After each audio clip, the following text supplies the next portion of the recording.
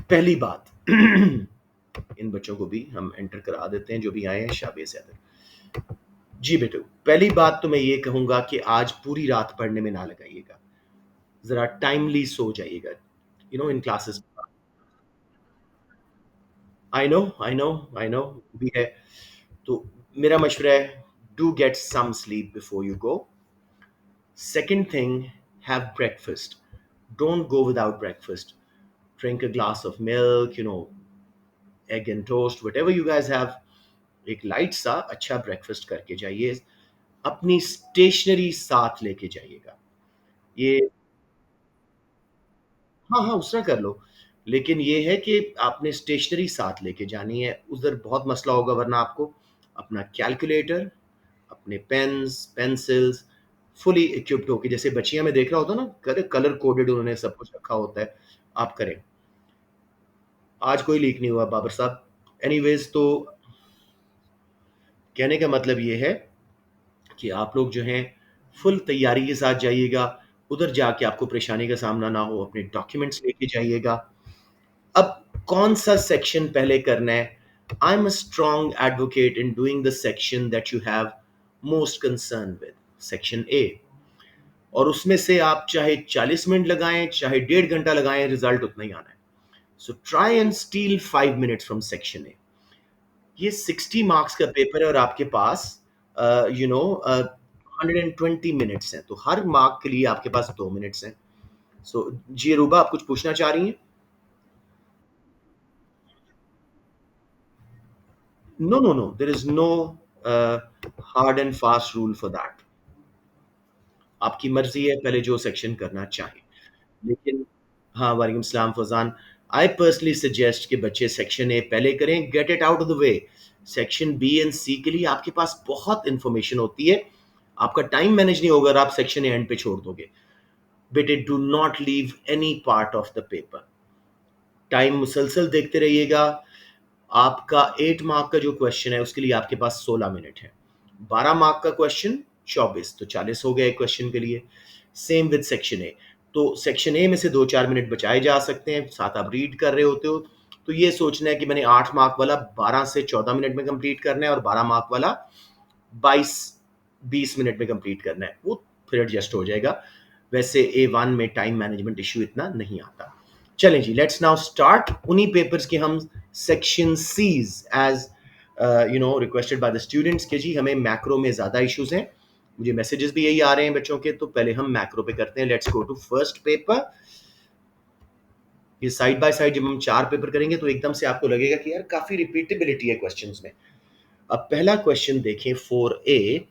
With the help of a formula, explain two reasons for an improvement in the terms of trade and consider the extent to which an improvement in terms of trade will benefit an economy. काफी straight forward question है, just live with it for a second. जितनी देर मैं copy कर रहा हूं, I am letting you see the question, आराम से absorb करें इसको। मुझे लगता है एक दो बच्चे और भी आए हैं तो मैं उनको एंट्री दे दूं। नहीं, चलिए जी। So this is your question. I'm putting it on a separate, uh, document. So here we go.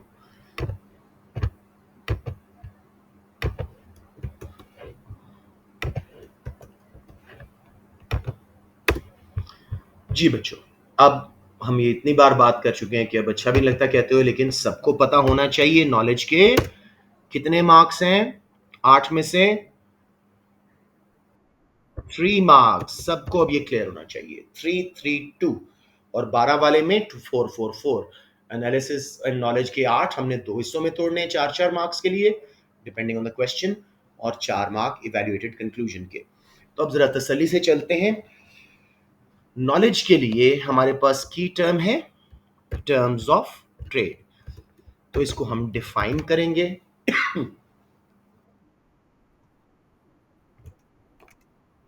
शाबाश, इट इज द रेशियो या रिलेटिव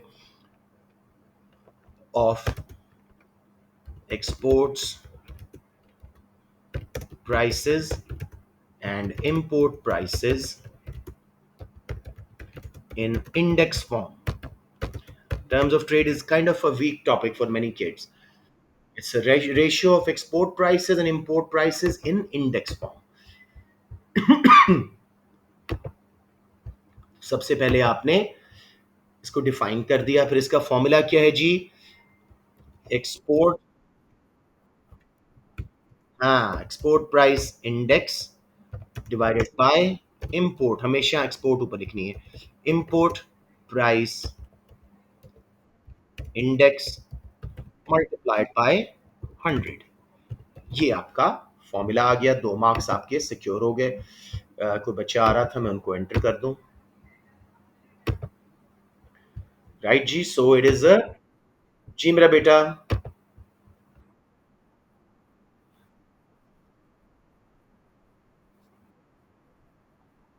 सिर्फ प्राइसेस है, इसका इकोनॉमी पे इफेक्ट हम बाद में क्वेश्चन के मुताबिक करेंगे, पहले प्राइसेस है। सो with the help of a formula explain two reasons for improvement in terms of trade। अब यहां पे हम थोड़ा सा टर्म्स ऑफ ट्रेड को बता भी देते हैं। Terms of trade will improve due to rise in relative prices of exports, और वाइस वर्सा में लिख रहा हूं टाइम बचाने के लिए, and fall in relative prices of imports. जो हम खरीद रहे हैं वो सस्ता हो रहा है, जो हम बेच रहे हैं महंगा हो रहा है, हमारे वारा, हमारी टर्म्स अच्छी हो रही है। गॉट इट बच्चों, कोई कंफ्यूजन यहां पे? ओके, ये आपके 3 मार्क्स इजी। अब एनालिसिस के भी ऑफ कोर्स 3 ही हैं। उसने कहा जी 2 रीजंस दो मुझे कि भाई क्यों टर्म्स ऑफ ट्रेड इंप्रूव होंगी। मैंने आपको 3 करवाई हुई हैं, मुझे सॉरी,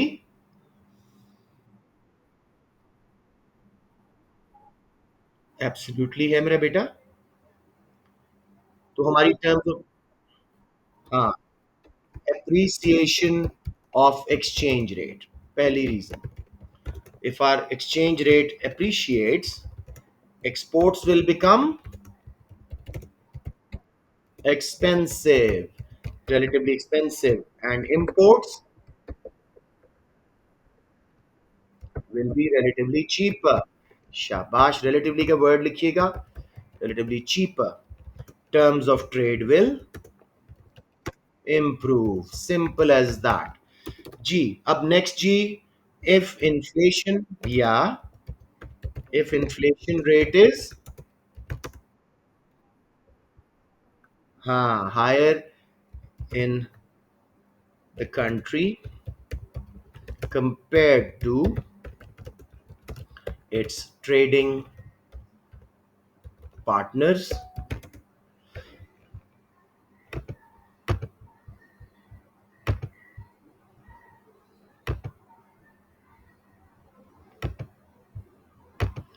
right जी? So if inflation rate is higher in the country compared to its trading partners, दूसरे countries, वही बात, exports will become relatively expensive and imports will become relatively cheaper। terms of trade will improve। बच्चों समझ आ गया? किसी को confusion आ रही हो यहाँ पे?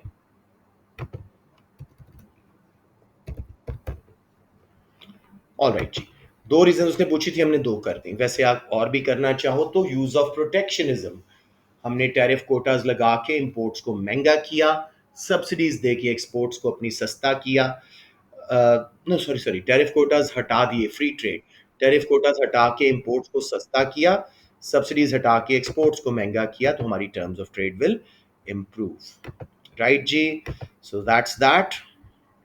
ये हो गई जी टर्म्स ऑफ ट्रेड की रीजंस। एक बार इसको, कुछ बच्चों ने भी बाद में ज्वाइन किया तो जल्दी से देख लेते हैं। सेक्शन सी कर,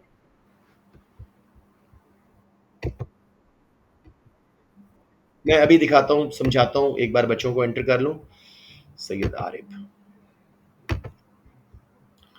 जी मेरे बेटे, अब वो क्या कह रहा है? With the help of a formula explain 2 reasons for an improvement in terms of trade and consider extent to which an improvement in the terms of trade will benefit an economy। 8 marks, 3 for knowledge, 3 for analysis, 2 for evaluation। अब हमने कहा जी terms of trade की definition, it's the ratio of export prices and import prices in index form, या relative price of exports and imports in index form. Formula export price index divided by import price index into 100. Right जी. उसके बाद हमारे पास आया तीसरे mark के लिए, हमने थोड़ा सा बताया कि भाई terms of trade will improve due to rise in relative price of exports and fall in relative prices of imports. अब बेटे एनालिसिस के लिए हमने दो रीजंस देनी थी कि क्यों टर्म्स ऑफ ट्रेड इंप्रूव करेंगी. Appreciation of domestic exchange rate will make exports expensive and imports will become relatively cheaper. Terms of trade will improve. फिर जी, if inflation rate is higher in the country compared to its trading partner countries, exports will become expensive, imports will become relatively cheaper, terms of trade will improve. यहाँ common गलती क्या है, जब बच्चे exports को महंगा और इंपोर्ट्स को सस्ता लिखते हैं, वो बैलेंस ऑफ ट्रेड तरफ चले जाते हैं कि balance of trade will worsen. हम बैलेंस ऑफ ट्रेड नहीं कर रहे हैं, हम टर्म्स ऑफ ट्रेड कर रहे हैं. इफेक्ट्स ऑन इकोनॉमी अभी नहीं देखने. समझ आ गया मेरे बच्चों, यहां तक कोई कंफ्यूजन? अब जी, क्यों टर्म्स ऑफ ट्रेड का इंप्रूव होना हमारे लिए बेनिफिशियल है, बताएं मुझे. टर्म्स ऑफ ट्रेड का इंप्रूव होना हमारे लिए बेनिफिशियल क्यों है?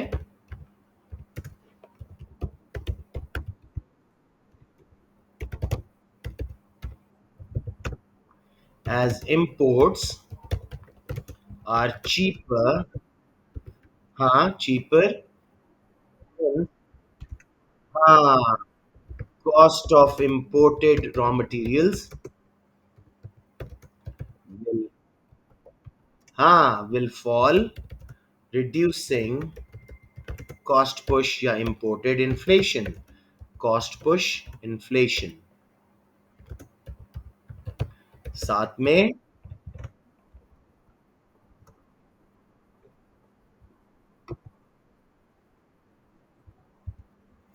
इकोनॉमिक ग्रोथ नहीं हो रही मेरे बेटा. टर्म्स ऑफ ट्रेड जब इंप्रूव होती हैं, एक्सपोर्ट्स महंगी हो गई हैं, इंपोर्ट सस्ती हो गई है. कैसे कम होगी बताओ ना, बताएं मुझे कैसे कम होगी.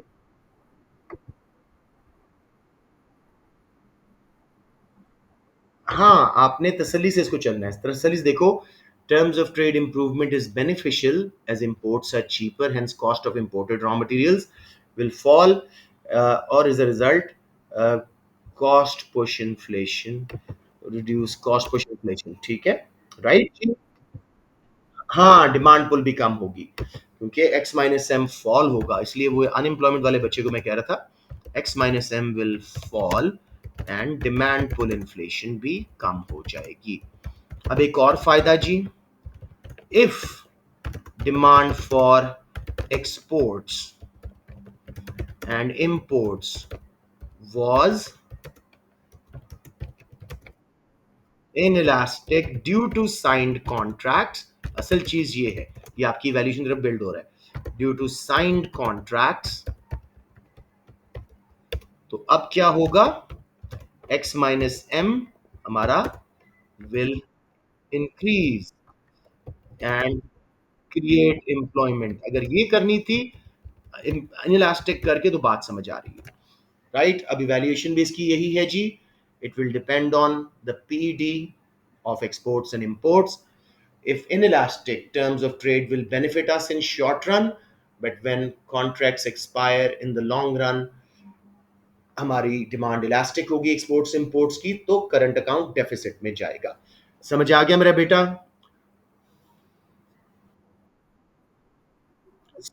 इवैल्यूएशन क्या लिख दूं? ओके, मैं लिख ही देता हूं ताकि बच्चों को जरा आ जाए. 2 मार्क्स के हैं इसमें कि क्या हमेशा बेनिफिशियल है, तो हम, अच्छा मुझे लगा था कोई बच्चा है, हाँ. तो हमने इसमें क्या करना है जी, as discussed,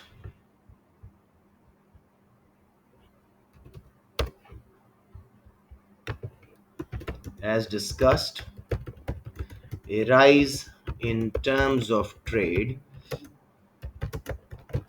is beneficial in short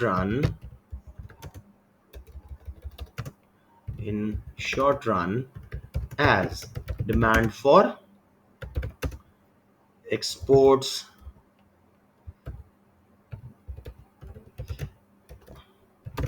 and imports tends to be inelastic,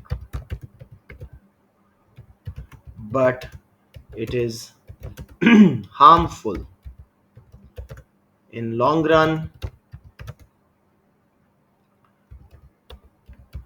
when Marshall-Lerner condition is met. Condition क्या है जी कि दोनों की मिल मिला के demand greater than one elastic हो जाए. Condition is met, balance of trade will go into deficit. आपकी एक्सपोर्ट्स महंगी हुई थी, इंपोर्ट सस्ती, बैलेंस ऑफ डेफिसिट में जाएगा. To conclude, it is not always beneficial. समझ आ गया मेरा बेटा? पूरा क्वेश्चन सेटिस्फाइड हो गया? कोई क्वेश्चन यहां पे? Okay, let's move on to. Sure sure sure.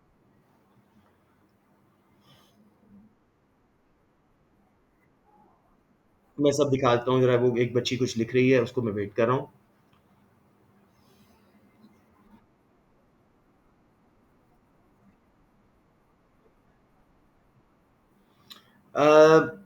कर लो, कोई हर्ज नहीं है, कोई हर्ज नहीं है. कर लो जी. हो गया समीत? देख लें. क्वेश्चन था,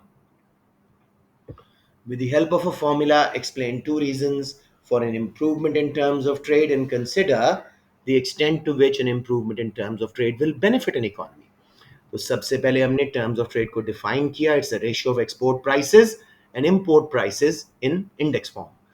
export price index divided by import price index into 100. Export हमेशा ऊपर लिखनी है.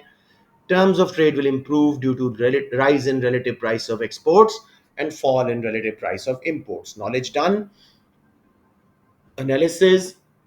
हमने दो रीजंस बताई इंप्रूवमेंट की टर्म्स ऑफ ट्रेड की. पहली रीजन,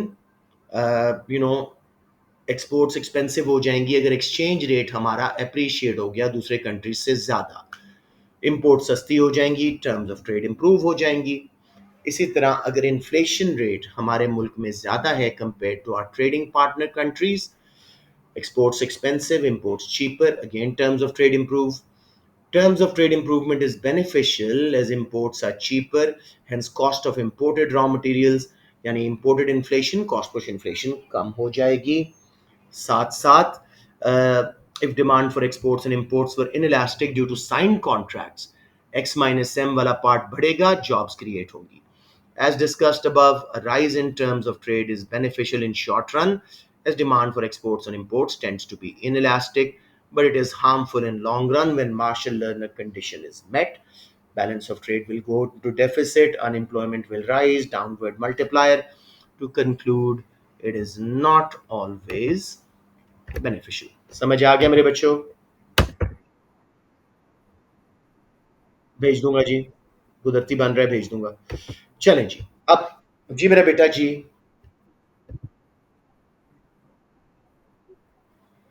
मैंने इस तरह कर दिया है क्योंकि वो बहुत ज़्यादा टाइपिंग करनी पड़ रही थी. आप पहले भी कर सकते हो और एंड पे भी कर सकते हो. उसको सारा आंसर तो मिल रहा है ना?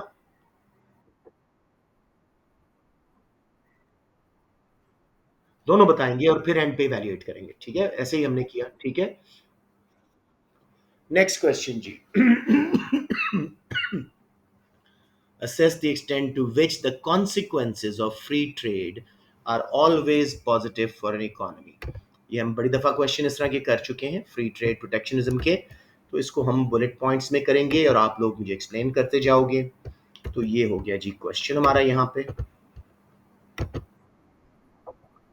बिल्कुल देंगे जी क्या होती है फॉर एन इकोनॉमी. ठीक है, और उसके बाद हम इसका सॉल्यूशन करेंगे जी. सबसे पहले नॉलेज एनालिसिस के 8 मार्क्स हैं जिसको हमने डिवाइड करने होते हैं 2 में. Knowledge plus analysis. अब बच्चे कहते हैं कितने नॉलेज के हैं? 2 समझ लो, लेकिन रिलाय नहीं करना डेफिनेशंस पे. पूरा एनालिसिस अच्छी तरह करना है, कभी-कभी मार्क्स नहीं होते डेफिनेशन के, वो नॉलेज पॉइंट्स भी आपको एनालिसिस के थ्रू दे रहा होता है। सो जी, अप टू 4 मार्क्स मैं क्या लिखूँगा कि मुझे स्कोर मिलेंगे? और benefits yes of free trade. तो हम तसल्ली से बुलेट पॉइंट्स में ये करते जाते हैं। मुझे बताएं जी, फ्री ट्रेड क्या है? Removal of barriers like tariff, quotas etcetera. तो उसके रिजल्ट में हमें बेनिफिट तो डेफिनेटली आएगा, लेकिन okay, yes, this is the first strong point. Consumer choice and sovereignty, पूरी दुनिया से वो सस्ता अच्छा माल मंगवा सकते हैं। उसके बाद जी, डेवलपमेंट ऑफ कंपैरेटिव एडवांटेज, हर कंट्री अपनी अपनी, बिल्कुल सही है। डेवलपमेंट ऑफ कंपैरेटिव एडवांटेज, हर कंट्री अपने अपने, बिल्कुल सही है। फैक्टर इंडाउमेंट, हर कंट्री अपने अपने फैक्टर्स ऑफ प्रोडक्शन जिस चीज में सूटेबल है उन चीजों पे स्पेशलाइज करेगा फैक्टर इंडाउमेंट के मुताबिक। न्यू आइडियाज एंड टेक्नोलॉजी, ये वही ग्लोबलाइजेशन के तो फायदे हैं जो हमने ए टू में बहुत डिटेल में पढ़े हैं। जी बेटे, हाँ, चीपर एंड, हीपर लिखा गया है, cheaper and better quality raw material की चॉइस।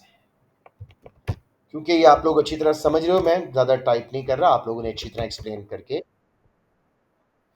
फैक्टर एंडाउमेंट मींस जिस तरह का आपका मौसम है, जिस तरह की आपकी लेबर एंड मशीनरी है, उसके मुताबिक स्पेशलाइज करना और अपना कंपैरेटिव एडवांटेज बनाना। हम क्यों टेक्सटाइल में दुनिया में कंपैरेटिव एडवांटेज है? हमारा मौसम सूटेबल है, हमारी लेबर को ट्रेनिंग है, ज़मीन सूटेबल है उसके लिए। जी, लिविंग स्टैंडर्ड, लाइफ स्टाइल ना यूज़ करना, living standard, yes. Consumer choice and sovereignty के रास्ते में। अब जी, up to 4 marks, why not beneficial? एक बच्चा आ रहे हैं, सॉरी कम अगेन। यस, शाबाश। तो up to 4, why not beneficial? Yup, problem, शाबाश, बिल्कुल सही है। तो पहला आर्गुमेंट आप देंगे, सनराइज एंड सनसेट इंडस्ट्रीज, और इसको बड़ा अच्छी तरह एक्सप्लेन कीजिएगा। Sunrise industries are newly set up and can not survive cheap and good quality imports. We need to protect them so they can grow, achieve economies of scale, and develop their comparative advantage. Sunset industries are declining, but we need to protect them so they don't shut down immediately and massive unemployment does not occur. Workers can get training on other industries.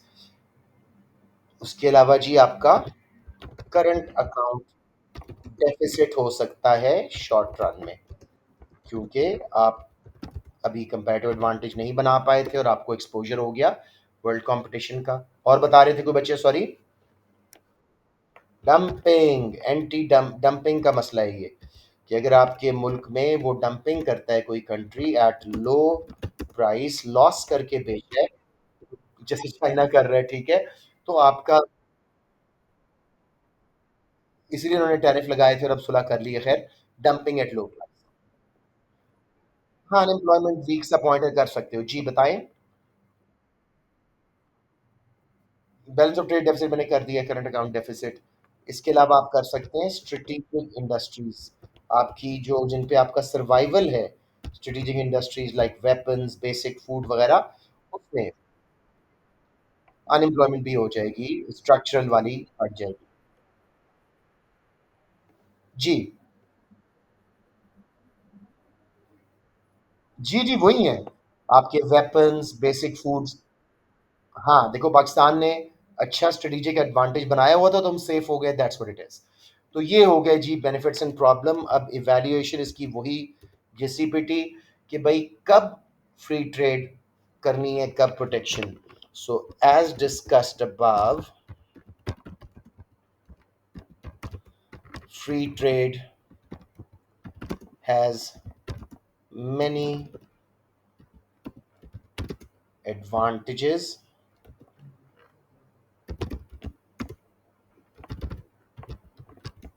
and they are of global nature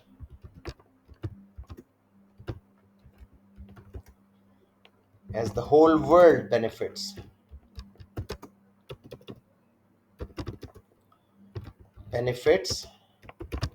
from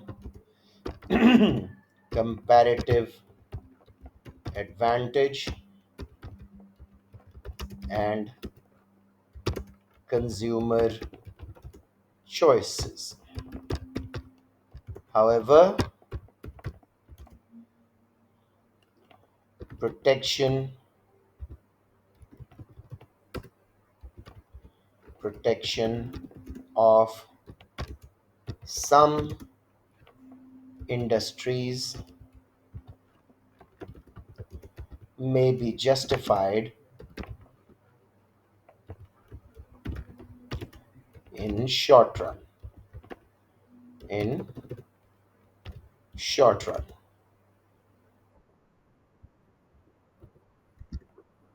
Yes, but should be removed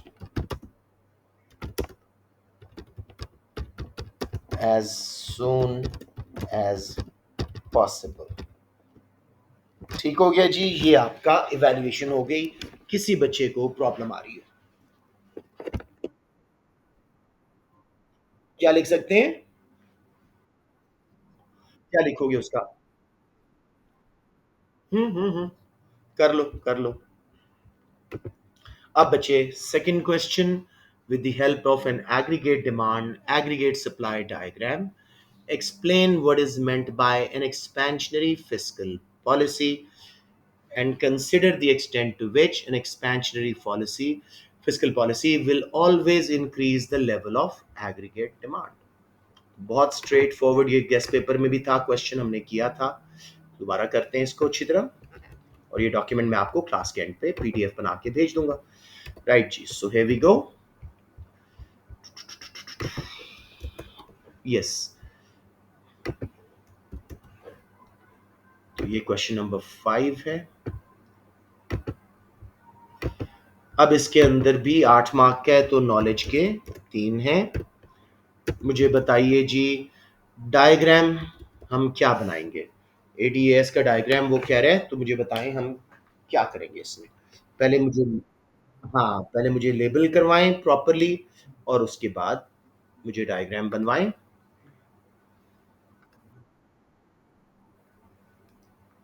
जी जी बताएं। ये कौन बच्चा बोल रहा है? No मेरा बेटा, fiscal policy is a demand side policy बेटे। ये आपकी aggregate supply, aggregate demand, equilibrium, आपने टैक्सेस वगैरह हटाए, गवर्नमेंट स्पेंडिंग बढ़ाई, एग्रीगेट डिमांड राइट पे शिफ्ट हुई AD1 पे, और इक्विलिब्रियम बना E1 पे, प्राइस लेवल बढ़ा, लेकिन एम्प्लॉयमेंट वगैरह जीडीपी भी साथ साथ बढ़ा। समझ आ गई? जी, आपके मैक्रो के प्राइस लेवल, रियल जीडीपी, सिवाय एक्सचेंज रेट के, बाकी सब में सेम लेवल्स हैं। अब मेरा बेटा उसने कहा है इस डायग्राम को यूज करें और बताएं what is meant by expansionary fiscal policy. तो आपने, हाँ हाँ हाँ, तो आपने डायग्राम को एक्सप्लेन करना है, उसमें आपने फिस्कल पॉलिसी को डिफाइन कर देना है। फिस्कल पॉलिसी और एक्सपेंशनरी कैसे यूज होती है, और इस डायग्राम के मुताबिक क्या हो रहा है। कैसे करेंगे जी? As seen in the diagram, expansionary fiscal policy is reduction in direct taxes by the government and increase in government spending. This would cause injections of consumption, investment, and government spending. Aggregate demand curve will shift to AD1, price level will rise to P1, and national real income will rise to Y1। ठीक हो गया मेरे बच्चों? अब हम थोड़ा सा वापस क्वेश्चन पे जाते हैं। वो कहता है किस हद तक ये एग्रीगेट डिमांड का लेवल बढ़ाएगी। यहाँ पे हम एनालिसिस पे आ चुके हैं जी। बताएं एग्रीगेट डिमांड क्यों बढ़ेगी और क्यों नहीं बढ़ेगी। पहले तो वो सारे इंजेक्शंस की बात करेंगे। बोले बोले शाबाश।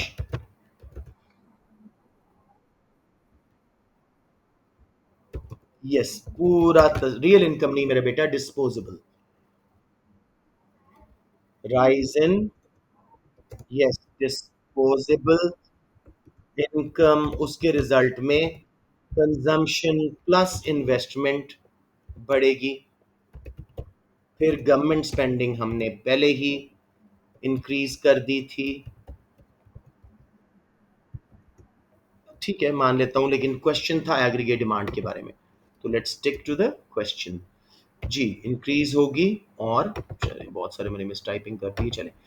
Government spending increase, as a result aggregate demand will rise.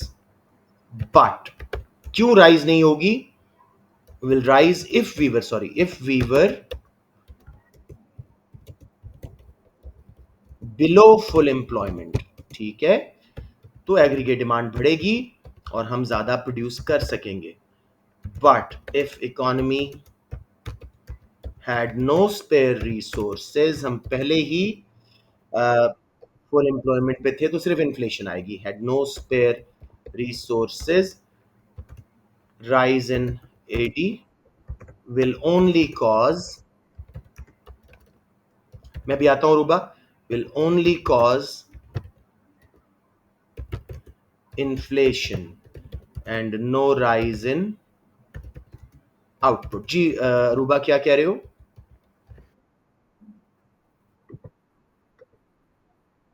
हम्म, जी जी बिल्कुल ऐसा ही है।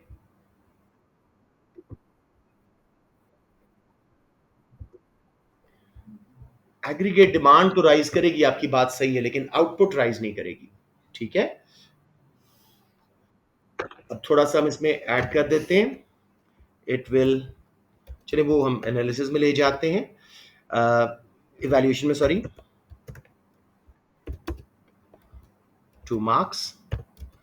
एज डिस्कस, हाँ हाँ, रिसेशन में ही ये काम आती है। एज डिस्कस्ड अबव,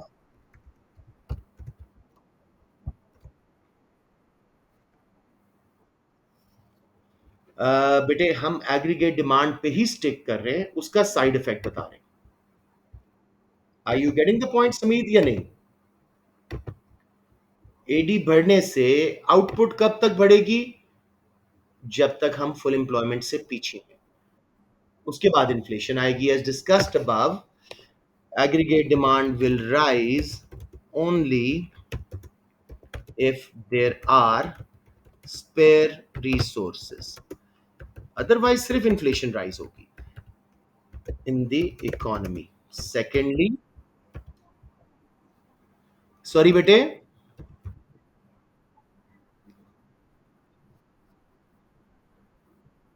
नहीं, एग्रीगेट डिमांड को आप इस वक्त थोड़ा सा कंफ्यूज कर रहे हो। Aggregate demand is GDP, C plus I plus G plus X minus M. जब इनकी स्पेंडिंग होगी एग्रीगेट डिमांड तो बढ़ेगी, लेकिन आउटपुट क्या बढ़ेगी?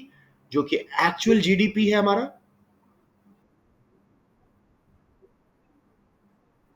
वो भी कर रहे हैं, वो भी कर रहे हैं, इसलिए हमने माना है कि पहले बढ़ेगी। ठीक है, लेकिन उसका इफेक्ट फुल एम्प्लॉयमेंट पे डिपेंड करेगा। ठीक है, कि कितनी बढ़ेगी, right? As discussed above, aggregate demand will rise only if there are spare resources in the economy, and how consumers and producers, यानी economic agents respond to expansion.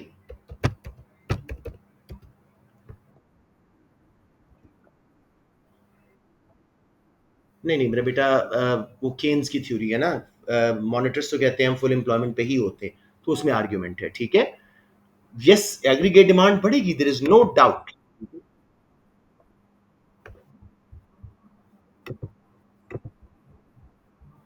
लिख दें, आप लिख दें, कोई मसला नहीं है। A1 की हद तक बिल्कुल ठीक है, और मैं भी इसमें एग्री करता हूं। Yes, yes, if there is low confidence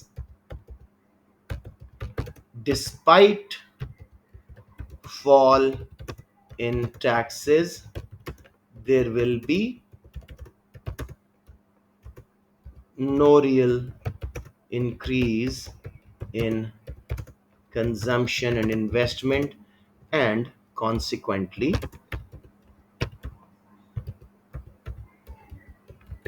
aggregate demand. Hence, अब हम conclude कर रहे हैं, it will not always cause a rise in AD. समझ आ गया मेरे बच्चों? कोई कंफ्यूजन?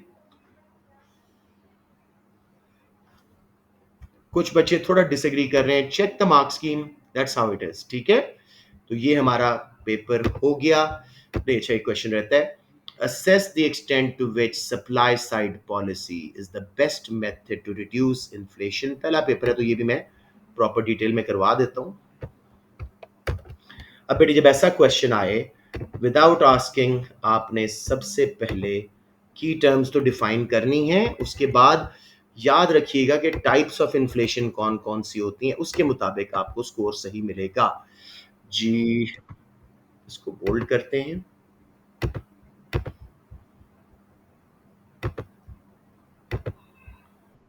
अमीन भाई नमाज पढ़ के आ गए जी। क्या? उसको करते हैं, आज करते हैं, क्वेश्चन आ जाएगा, ऑटोमेटिकली आ जाएगा जी। अब देखो, assess the extent to which supply side policy is the best method to reduce the rate of inflation। हाँ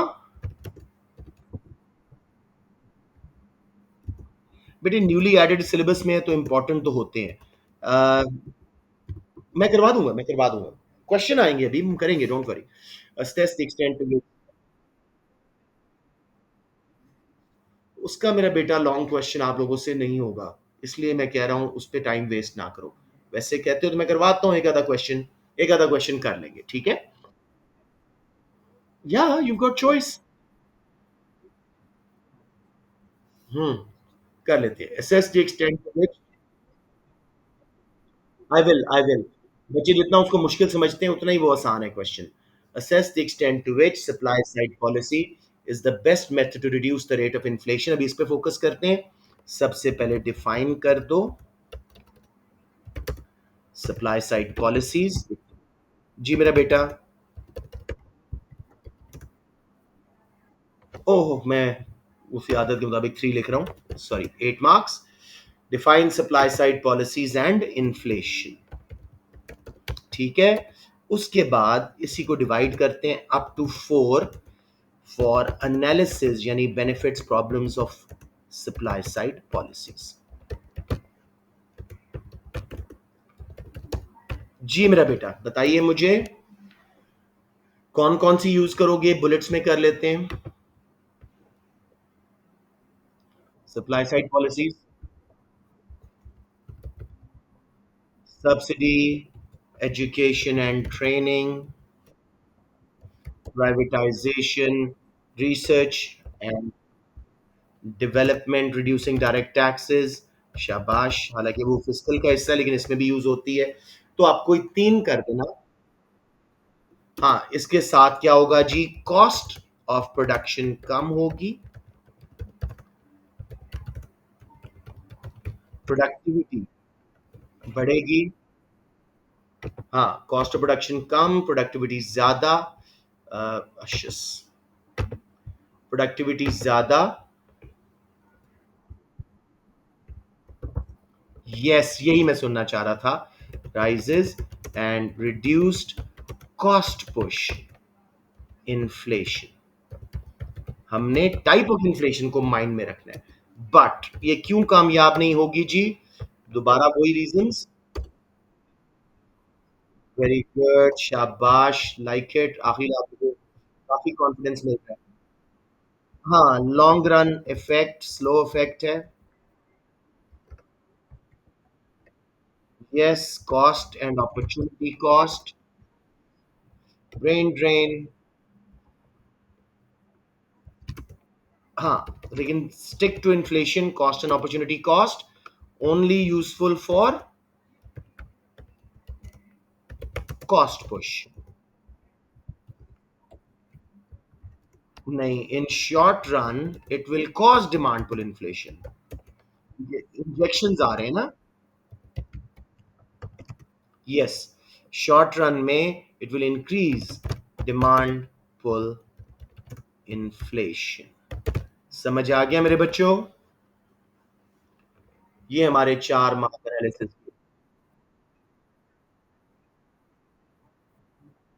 तो supply side policies were not the good idea, बिल्कुल सही है। हाँ, गलत करेगा, बिल्कुल गलत करेगा। अब जी अप टू फोर। हाँ, अप टू फोर। अब उसने क्योंकि कहा था बेस्ट मेथड, तो हमेशा एक और से कंपेयर करें up to four for, let's say कौन सी करें, मॉनेटरी कर लेते हैं, मॉनेटरी पॉलिसी। अब बताएं हम कौन सी मॉनेटरी पॉलिसी यूज करेंगे? कॉन्ट्रैक्शनरी। और इसको थोड़ा सा बता दें क्या करेंगे।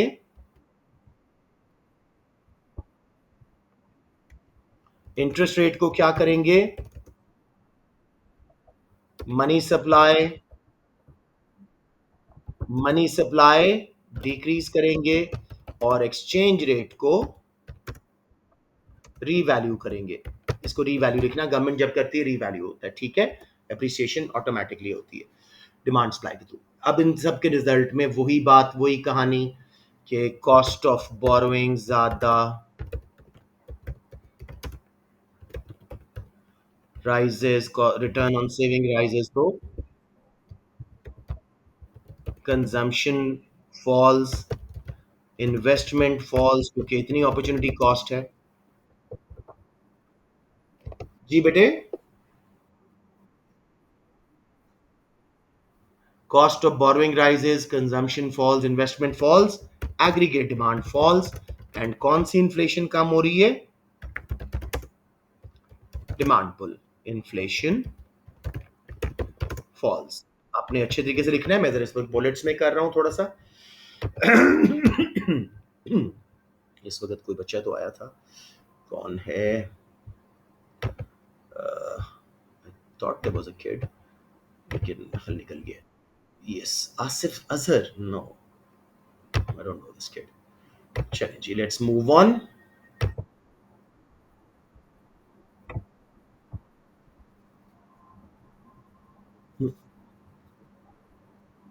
दैट्स ट्रू, हर वक्त सप्लाई साइड लॉन्ग रन के लिए बेस्ट है। स्ट्रक्चरल रिफॉर्म्स है ना, कॉस्ट ऑफ बोरोइंग सारा कुछ करने के बाद। अब जी इसी तरह एक्सचेंज रेट ऊपर करने से आपकी दोनों इन्फ्लेशन कम होती है, विल रिड्यूस डिमांड पुल, क्योंकि as X minus M will fall,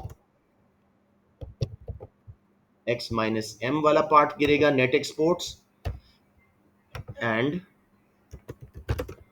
also cheaper raw materials, raw materials imported जो थे will reduce both cost push।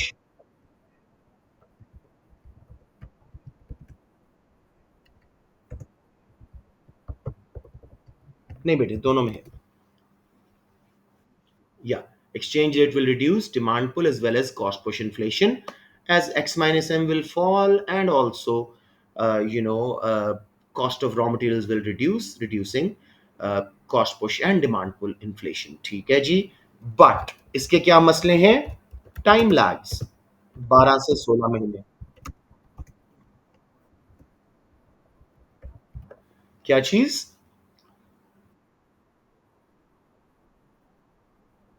वही तो करना चाह रहे हैं हम।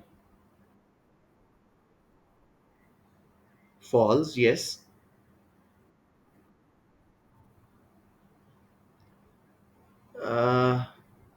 समीद, आप क्या कह रहे हो? दोनों जगह गिराई है डिमांड। बढ़ाएंगे, बढ़ाएंगे। Exchange rate revaluation. अब सुमीत समझ आ गए? ओके, तो टाइम लैग्स हैं जी। फिर उसके बाद फ्यूचर कॉन्फिडेंस पे डिपेंड करता है।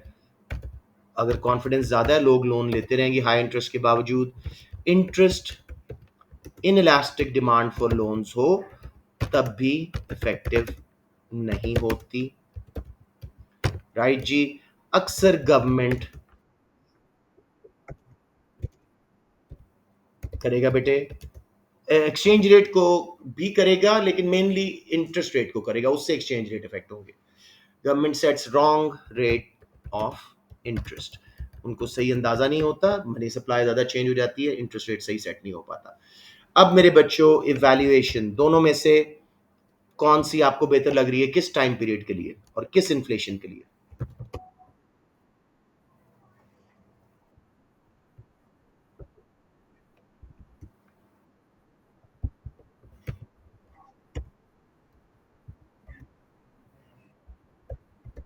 Yes, as discussed, monetary policy is more effective in short run। हाँ हाँ, लेकिन वो तो हम कर चुके हैं ना सारा कुछ। More effective in short run and for demand pull inflation, but it should be complemented by supply side policies in long run। जी, बिल्कुल यही था, long run to achieve reduction, to achieve, yes, yes, economy नहीं, for both types of inflation, ठीक है। Question inflation AIIMS भी कर सकते हो साथ में, लेकिन मेनली फोकस इन्फ्लेशन पे रखिएगा। गॉट इट बच्चों? 100%। टाइम फॉर, श्योर मेरा बेटा।